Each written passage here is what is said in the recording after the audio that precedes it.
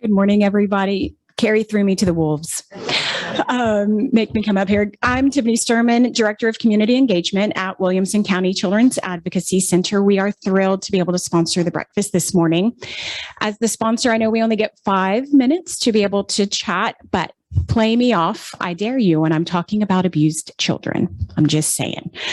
It's okay. You can laugh. It's okay. We try to keep it light. It's 8 o'clock in the morning and we're talking about child abuse. So it's okay. So for those of you who don't know who we are, I see so many supporters and friends of our community, many of you who have toured through our building to be able to really learn in depth about the services that we provide across those. But for those of you who aren't familiar, and in as much of a nutshell as I can give, because if you know either Carrie or myself, we like to talk. We provide support services for the investigation of child abuse. So children, when that allegation of abuse is going to be investigated, detectives and departments in CPS are the ones who get to make that choice. But children aren't taken to a scary building, aren't taken to an interrogation room. What most of our community doesn't know is that they are taken to us, to the Children's Advocacy Center. It is our staff who are highly trained to provide forensic interviews, to provide a child-friendly and a child-focused building environment so that children feel that when they're coming to talk about the hardest day or days of their lives, that they are in a safe place, that they are not the bad guys, because our children are not the bad guys. And they need to be taken to a place where they know that they can comfortably talk about what has happened to them. We have family advocates that walk alongside the families during this journey because they are learning a new language, a new environment of what's going to happen through them through this course of the investigation. And if it goes through the judicial system. So our family advocates are there as case managers to work with them through short and long-term care.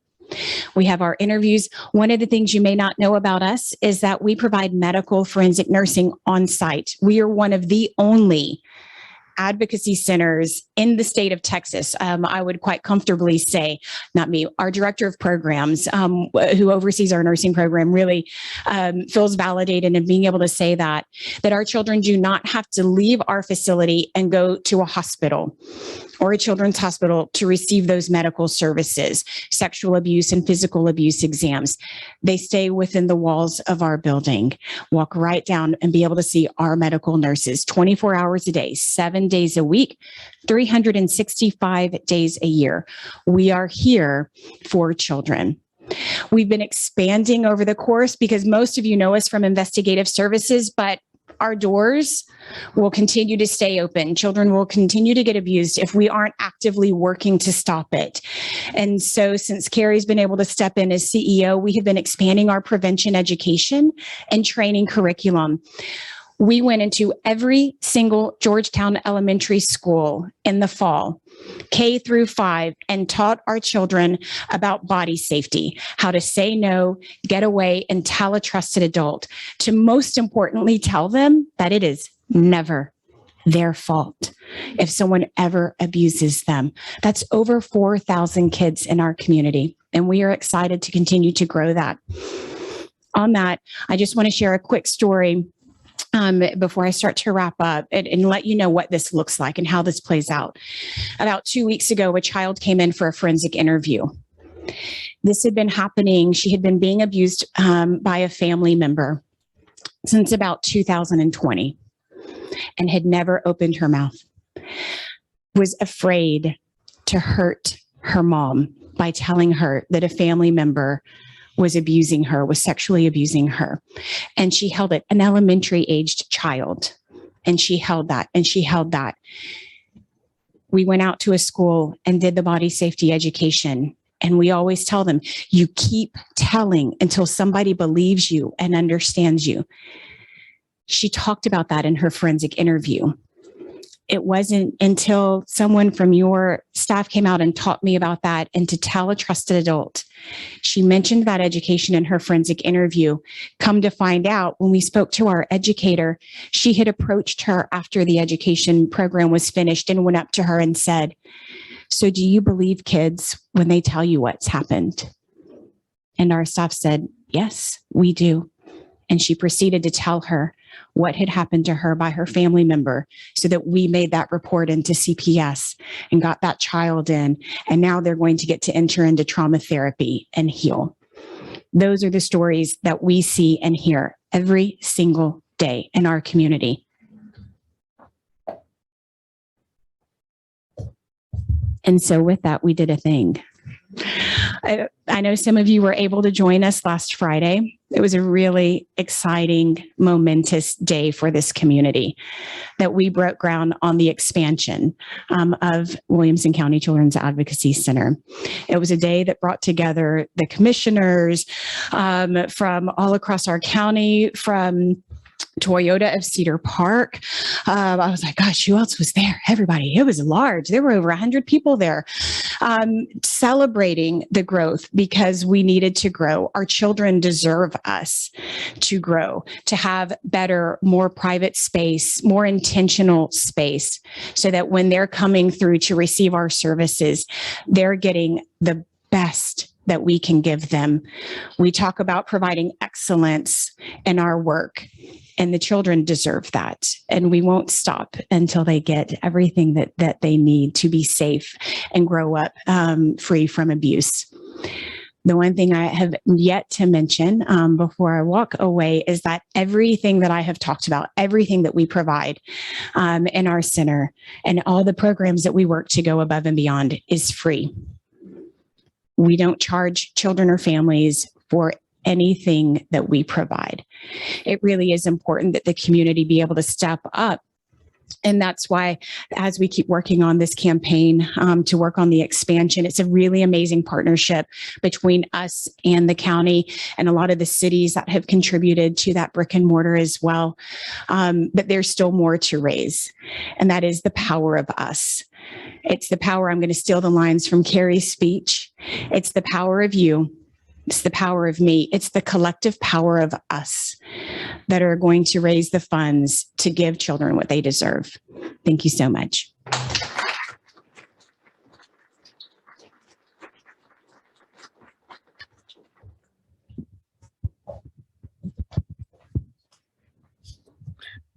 Thank you. That's tough to follow.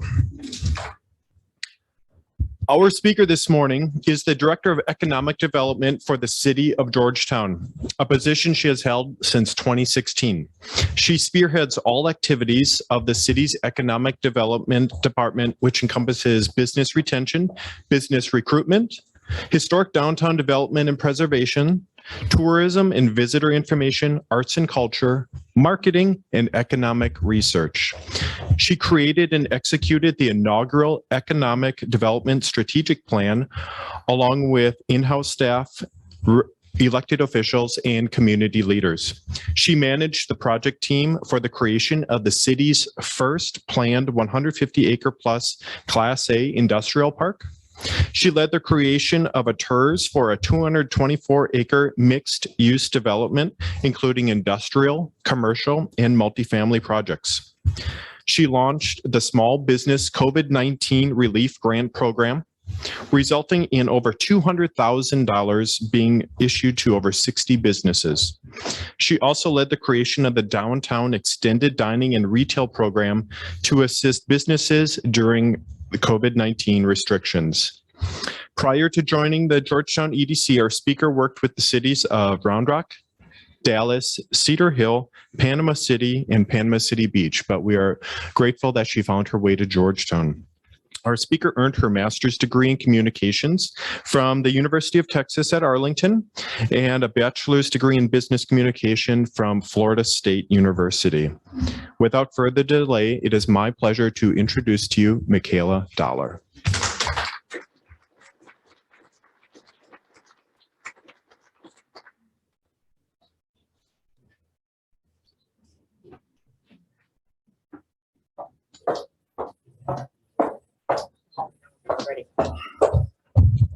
Okay, so Michaela will be on in just a moment, but I just want to say again how impressed I am with this chamber and the large number of people that are here to come and support not only the chamber, but other businesses. So as you leave today, make sure that you say hi to somebody that you don't know and be sure to network. Okay, here's Michaela.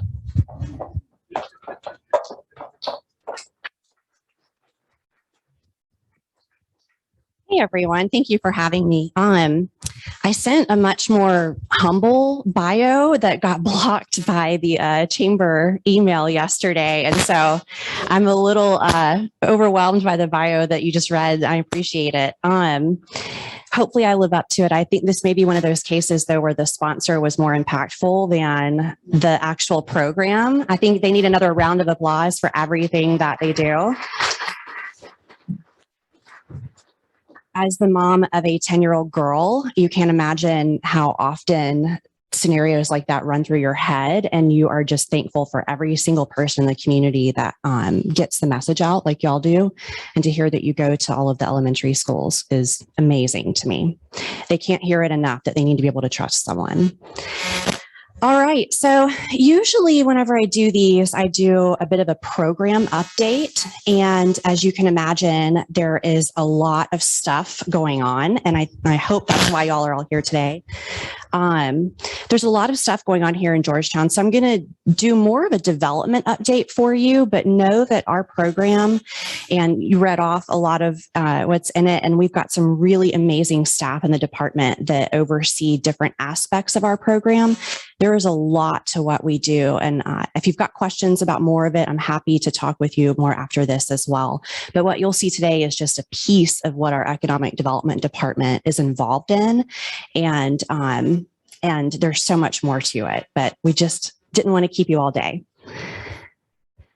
So this is a little overview of what the department looks like. We've added tourism, arts and culture, and a couple other things to our programming. We've really beefed up the workforce development components. We've got some retail recruitment that I'll talk to you about, and there's a lot of ways that we look at this to see how they cross over and how we can use them and how they really complement each other. And so that's something that we're continuing to grow and look at in our department. I have a few staff members here today. I know they introduced themselves, but I want to recognize them even more.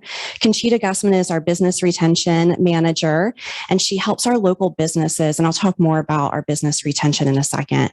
But she also does workforce development and business expansion initiatives as well, and our compliance program for all of these agreements that we work on with businesses.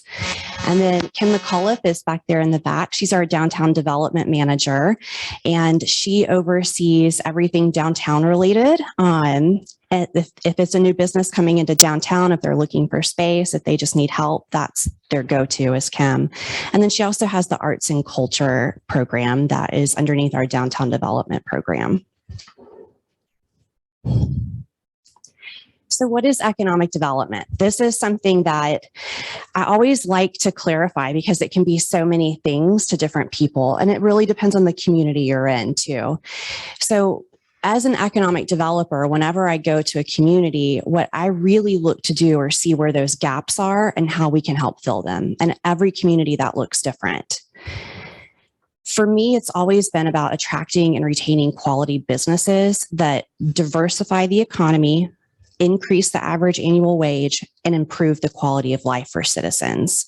And depending on what phase of growth your community's in, that can look different for every single place that we are. The economy is a leaky bucket. There's a lot of stuff that can be a leaky bucket, right? But your local economy really is. And what economic development really strives to do is, as you have these holes in your bucket and you have, wealth or revenue that's leaving your community, economic development works to bring more water in to that bucket so that that level that the water stays in inside of it remains high. How many of you celebrated Valentine's Day yesterday? How many of you went out to eat? Yeah. How many of you left Georgetown to do it? That's awesome. That's awesome. All right. How many of you, I don't know, how many of you leave Georgetown to go buy furniture if you need some new furniture for your house or buy a car? Yeah, that's all leakage, right? That's leakage. Those are the holes in the bucket. So there's no way to close up every single hole in your bucket, but we work to keep that water level higher and to close up what we can. So our mission as a department is to purposefully support a business-friendly environment where companies can and want to grow. And that's really intentional. That's a mission statement that we developed as a department about 5 years ago. And we look at it every so often as we bring new stuff into our program. And we feel like that this is still a great umbrella for what we do. So what does business friendly mean? That means a lot of different things to different people too. And while we were going through our mission statement and afterward, whenever we were developing our strategic plan, we asked groups what business friendly means to them. And they said it's predictable, solution-oriented, consistent, collaborative, problem solving, but that it's not saying yes to everything. As part of a workforce and target industry analysis that we did in 2018, I believe was when we finalized it. I have a JEDCO board member, Ron Garland, that's nodding. He remembers. Thank you. We really wanted to make sure that we weren't just being seen as a retirement community, which Georgetown was for so long. We looked at what our labor shed was, our true labor shed, and where people were driving into Georgetown to work from and where they were driving out of Georgetown to work to. So that area, your commuter patterns, encompasses your labor shed. And based on that, that's what we look at as our true workforce. Your citizens in a community, just like those holes in the bucket, you have people that leave to work and you have people that come into work. So our labor shed at the time was about 750, 800,000 people and has since grown to over 1 million people that we have access to, direct access to for workforce, for our businesses. We realized in looking at the occupation codes in that study that we also have a really distinct northern and southern labor shed. And that's because of our location in the Austin Metroplex, where we're at 195, 130, 35, and we have access to a lot of different types of skill sets that can work in our businesses. Our northern one tends to be more skilled trade, blue collar, great for manufacturing companies. And our southern one tends to be more white collar, CEO level professional services. And so it gives us a good mix of workforce that not a lot of communities have. And it's been something that's made Georgetown really strong whenever we're recruiting companies. From there, we looked to identify our target industries. We identified 3 broad industries of advanced manufacturing, life sciences, and professional services. And within those, each have subsectors that we look at too. And these are based on the types of businesses we already have here, the types of workers that we have access to, and the way that Georgetown's growing and what we see as potential gaps that we need to fill and bring in. One that we didn't target or we don't have listed on the target industry analysis, but that we do work with is also retail and destination retail, because we realize that quality of life component to economic development is still important. And we need to be providing those services and places of entertainment and to dine. Thank you for not leaving Georgetown last night, and to our residents and our workers too. So we developed a strategic plan from there, and it has 4 strategic goals. We put to support existing businesses and industries first, and that was on purpose. Business retention, I believe, is really the foundation of economic development. And if you don't have a strong business retention program, then you really don't want to be recruiting new companies in because you don't have a good gauge on how your local businesses are doing. You want to have that temperature of your local business climate. And if your local businesses aren't happy, then you really need to do some work locally before you're going out and bringing new ones in. From there, you look at targeted recruitment of businesses, what most people think of when they think of economic development, workforce development and recruitment. What we saw was that we do have access to workforce, but maybe a lot of people within that 1 million person labor shed don't think of Georgetown as a place to work. So even recruiting from within our labor shed was something we needed to do more of. And then to encourage speculative development. And this is what you'll see a bulk of the presentation on today. We saw that people and businesses that were looking wanted to be in a location faster than we had ever seen before. When I first started economic development, we would get these leads. They may have been faxed to us, or they may have been emailed to us. And I see a few of you nodding your heads. I'm dating myself. But we had maybe a month to reply. They wanted 6 hard copies tabbed and FedEx to them.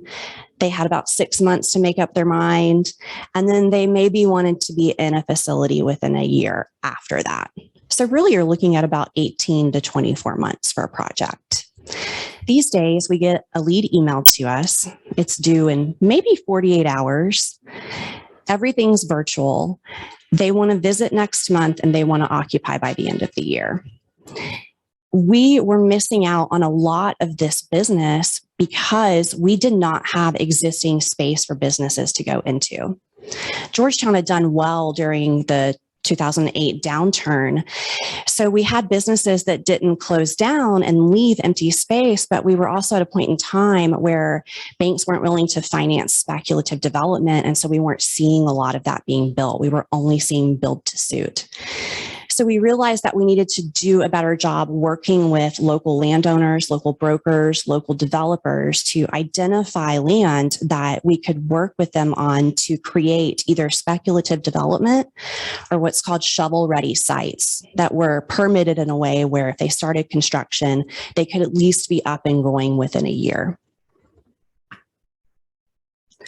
And then from there, we realized that we needed to tell our story to a broader local audience. When we were going out and doing focus groups and working with people on what we should include in our strategic plan, we realized that most people really didn't have an idea what we did and why we were doing it.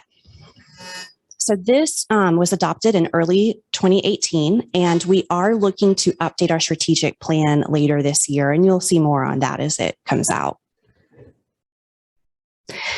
So a couple numbers, a little review for you. 2021 was a really busy year for us. We had 9 total projects that we worked with. Not all of these were incentive projects. In fact, most of them weren't, about half of them weren't, but they're ones that we worked directly with. And those spurred, whether it was through just their initial phase for the most part, or the direct construction of the businesses, they spurred over $420,000 or $20 million in capital investment. With that, they created about 300 and, what does that say, 82 jobs. I don't have my glasses on, sorry. So we have several projects in here. The first 2 were local business expansions. Lorem Technologies, which is formerly GREX, Texas Outdoor Power Equipment, both of those we worked with. And then everything from 3 to 8, yes, is speculative industrial development that we've worked with. And then finally, number 9, and this is the one most people get excited about, and I think this is the one where last month people actually clapped, was working with a company called Ubiquity to come in and invest about $75 million in broadband infrastructure across the city. They are a company that has the tubes that have 6 smaller tubes within it so that 6 different internet service providers can go into one cable quickly and easily. What we've seen is that these internet service providers were hesitant to come in and put that capital investment in early on. And so it was hard for than us to just recruit new internet service providers in. There was not a monopoly. I think if you go to the local AT&T store, the staff are telling people that the city has an agreement with Suddenlink, and that was not the case. That is not the case. So we worked with Ubiquity to come in easily and create a plan that will serve 90% of the businesses and about 85% of the residents over the next 2.5 to 3 years. Downtown development gets its own slide because it is a completely different animal. In 2021, Kim worked with all of these businesses to open up in our downtown. And we had a record-breaking private investment number of $19.5 million in downtown alone. So general development update. It took my words off this slide, but the development trends that we are seeing are on the industrial side, a ton of industrial interest and growth. And you saw that in our projects last year. When the pandemic first hit, there was a lot of speculation that we would have a supply chain disruption, that we would need to do more onshoring of manufacturing because of the delay in getting goods and products into the US. And we're seeing that happen. You put that on top of the Tesla plant, the Apple campus that's coming in, and the Samsung campus, and Williamson County really, really has a spotlight on it because of its connectivity. So industrial speculative development has come back in full force, and there's more than can go around. Then retail development. We are seeing a pickup in retail development again. While we do have that shift in the retail industry that happened a few years back, and COVID really exacerbated that too, where you're ordering more things online, what's happening is people are still wanting to get out and they're still wanting to have experiential retail elements. You may want to go try stuff in the stores, but you also want to go out to eat, and you still need those goods and services that occur in retail development, whether it's your kid's dentist or an urgent care clinic or your taxes filed. And then office development, we're seeing come back some. We had a huge shift in office with COVID when people just started telecommuting, as you can imagine. But through that, the large office developments that were in those urban downtown areas like downtown Austin, they're reevaluating as their leases are coming up how much space they really need because their employees are rotating through. They're maybe working from home, or they're just seeing where more of their employees are living in the suburban areas outside of urban cities. And so professional services, and especially that industry, are putting other offices in the areas where their workers live. And then just as the density in urban areas develops out and it becomes more expensive to locate in those areas, companies are wising up to the fact that they can go in one of the suburban cities and it's still accessing the same workforce that they would if they were in the downtown. So we are seeing a pickup in office development as well. There it is. All right, to review some of the major developments that we have going on in the city of Georgetown. The North Georgetown TERS was approved in December by the council, and this is a development that we've partnered with Jackson Shaw on, and it's about 234 acres on the northern side of the city, along 35 and just north of 195. This is a TERS because in order to really be able to develop this area, we need a wastewater line that connects into the Berry Creek Interceptor, which is a major capital improvement project that the city has going on. They will be building that line along the Dry Berry Creek bed, and the line is estimated to cost about $10 million. That line will also serve other sites in what we call the triangle between 195 and 35. And so this TERS that we approved with them is to help reimburse for a portion of that cost. Now they are developing up to 1.7 million square feet of industrial development on this site, which we consider to be primary job creation. And that's why we were able to partner with them on an incentive. They've got almost 400,000 square feet of commercial planned for the frontage. And then they do have a component that includes multifamily units. The reason that we aren't reimbursing them 100% of the cost for that wastewater line is because of the multifamily units. So we looked at what that percentage was of the site overall, and that's the reimbursement amount that they're getting.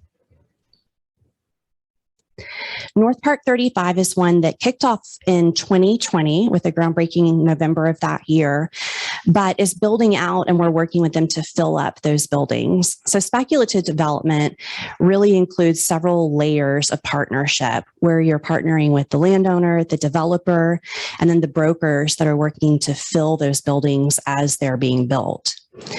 Titan has about 160 acres here, $1.3 million square feet of industrial development that's planned.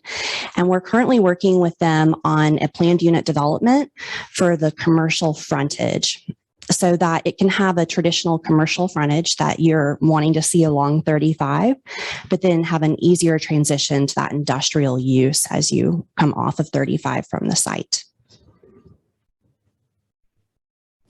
Texas Outdoor Power Equipment. They have purchased and are under construction for a new facility at Aviation Drive and Airport Road. They've got about 50 acres and they'll be able to develop 500,000 square feet total, which is over 2 buildings for them. One building will be their new building for their expansion, and then the second building will be a pad site that they can do a build to suit project for. Georgetown Logistics Park is just to the east of Texas Outdoor Power Equipment and just to the south of Titans Park. And this is a project by Stone Lake Capital Partners. They've purchased about 50 acres here and are working through the permitting process to get the permit to break ground soon on 3 different buildings that will be about 617,000 square feet of industrial development as well. Just to the north of that area along Airport Road is another project called Woodgate. And this is being done by a couple groups. And this is to fill a different need that we're seeing in smaller industrial space where businesses want to come in and they want to own their own space that they're in. So rather than working with a larger developer that's looking to do speculative development, lease space, this one they're developing and they can do more of a condo style where they're able to divide the smaller buildings that they have here into smaller spaces and then sell that space to maybe smaller food manufacturers or companies that just don't need a large building on their own and want to own for a longer period of time.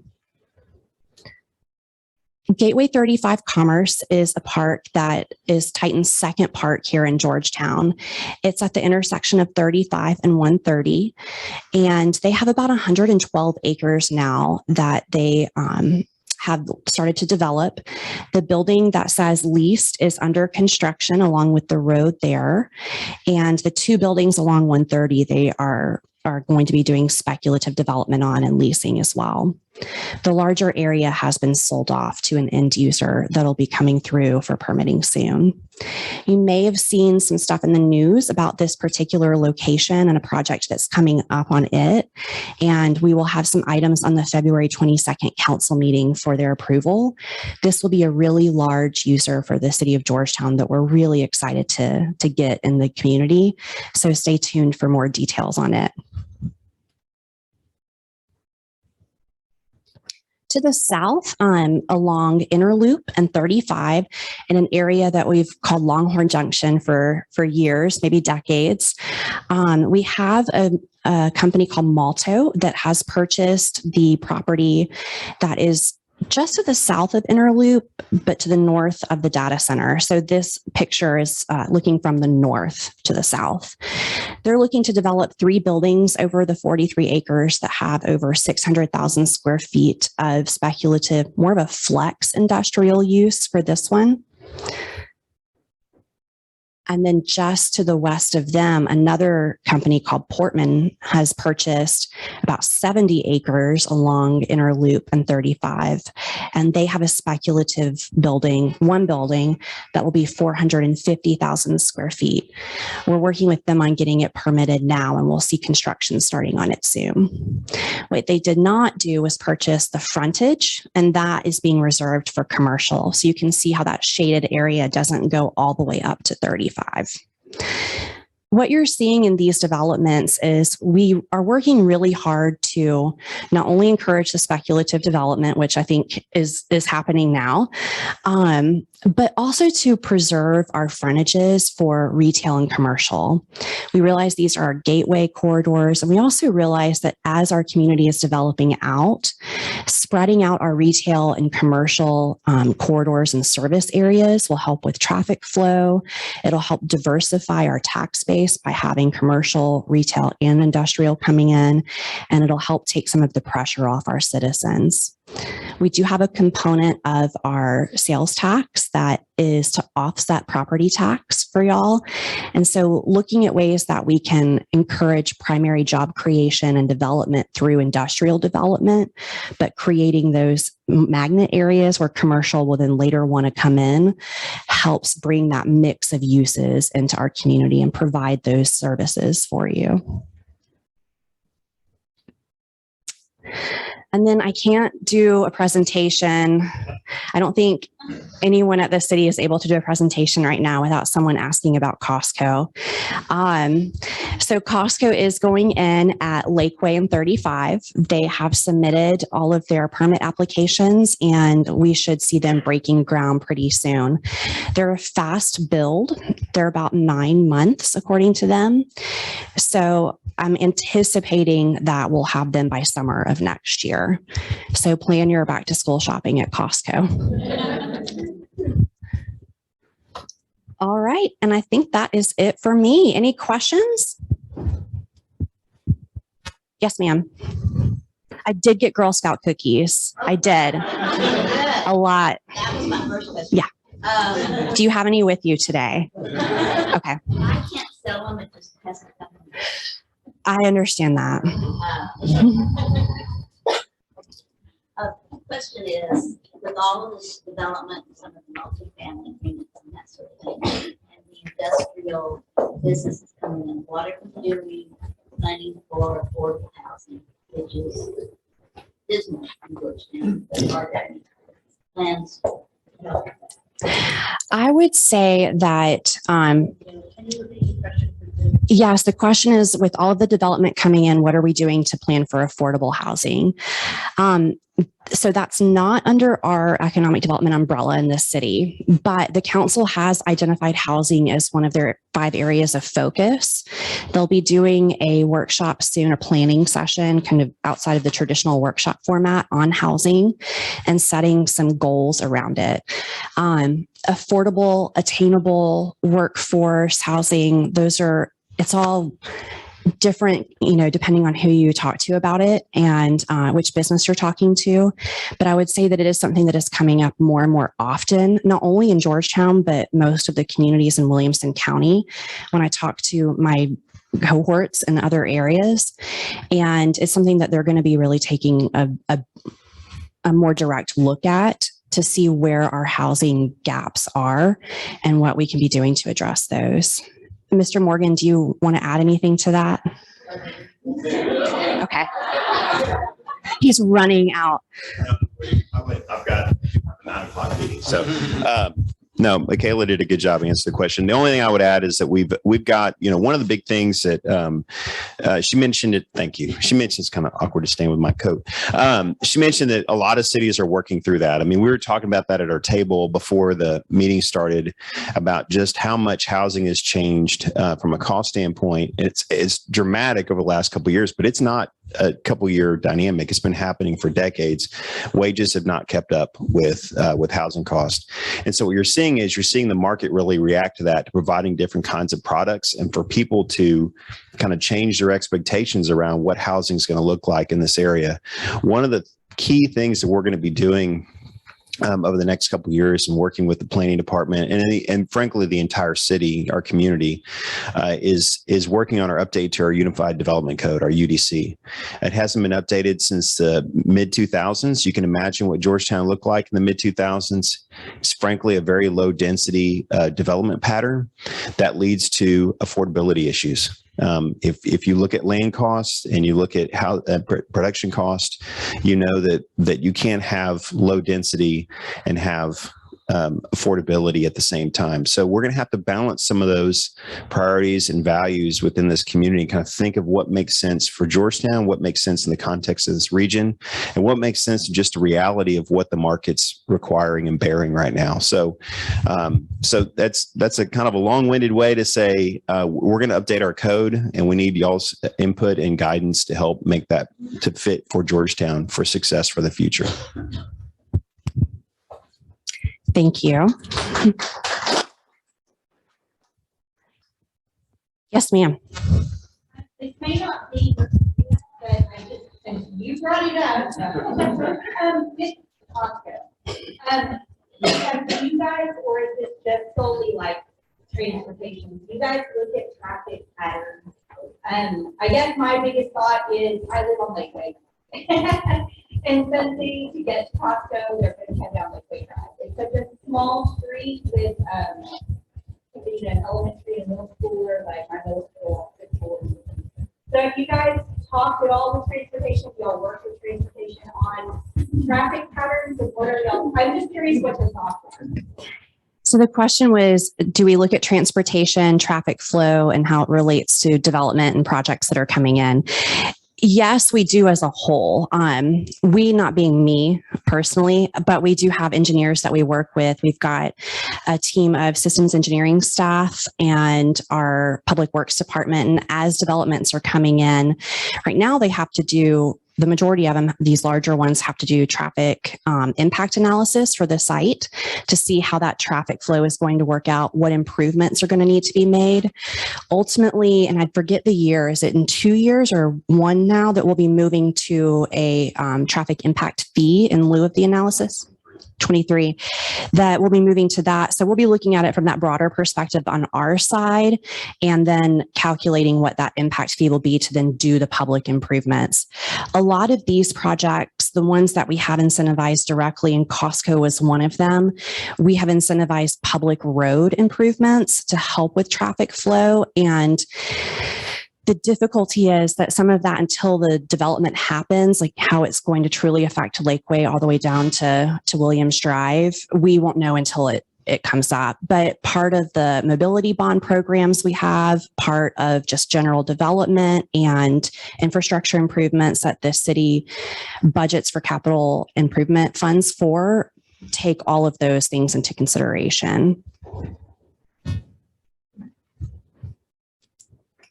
I'm waiting to see if he has any more to add to that one too. You're fine.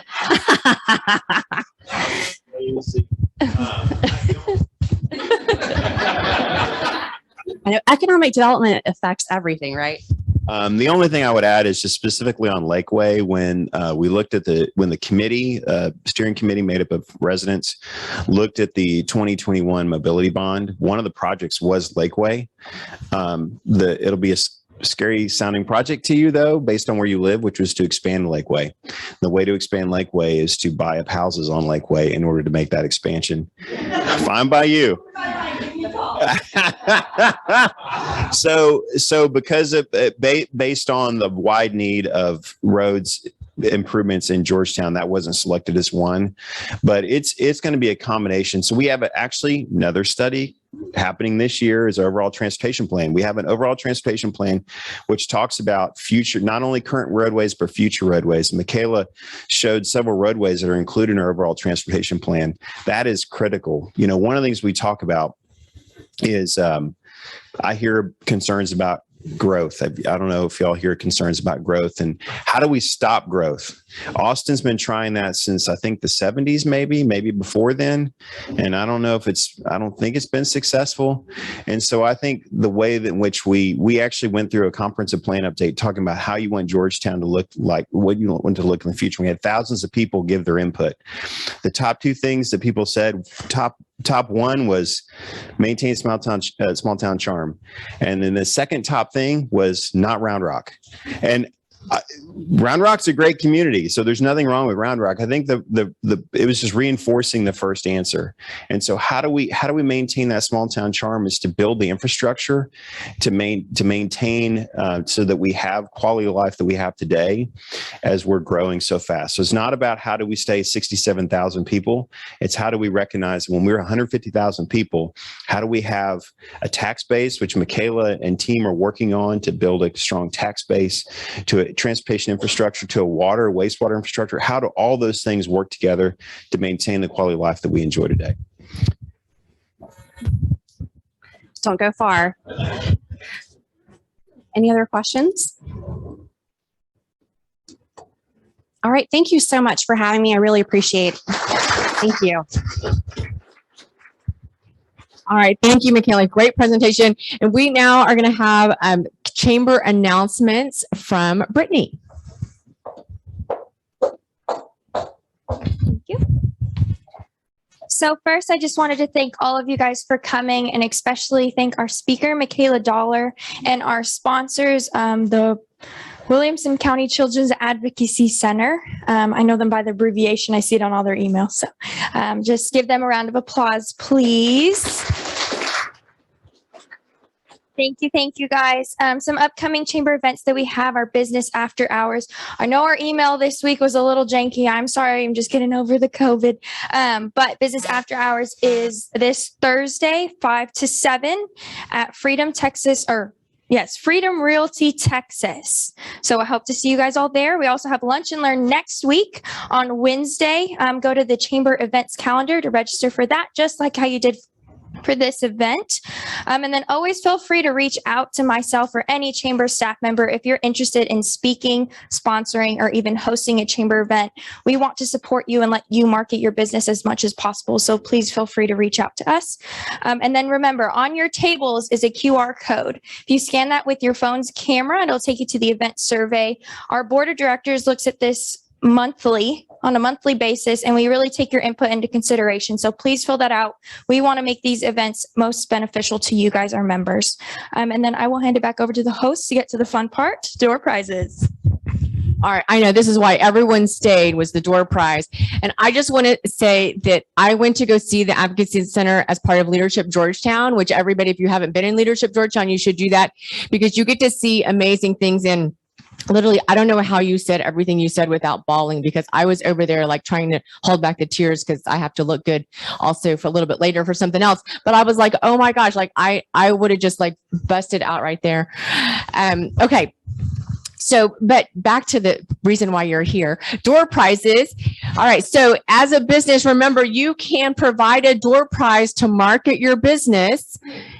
It's relatively free. I mean, you know, it's sort of the lowest cost advertising, right? It's the most passive thing you can do. So feel free to give a door prize. And I'm sorry that Anne is not here today because none of you are getting a Sweet Lemon gift certificate. But today, one lucky winner is going to get a gift certificate from Central Texas Technology Solutions. Just the Kilwin gift certificate, or is it the standard?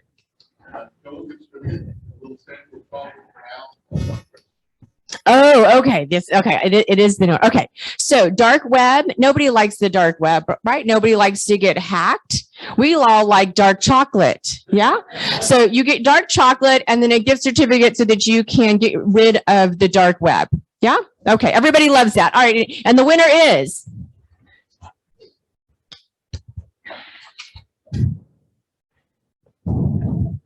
Oh, Adam. I know Adam. Adam from Henderson Professional Engineers. All right. Very good. Woo! All right. And I think that is it. That's going to wrap us up. Thank you so much. Have an absolutely fantastic day.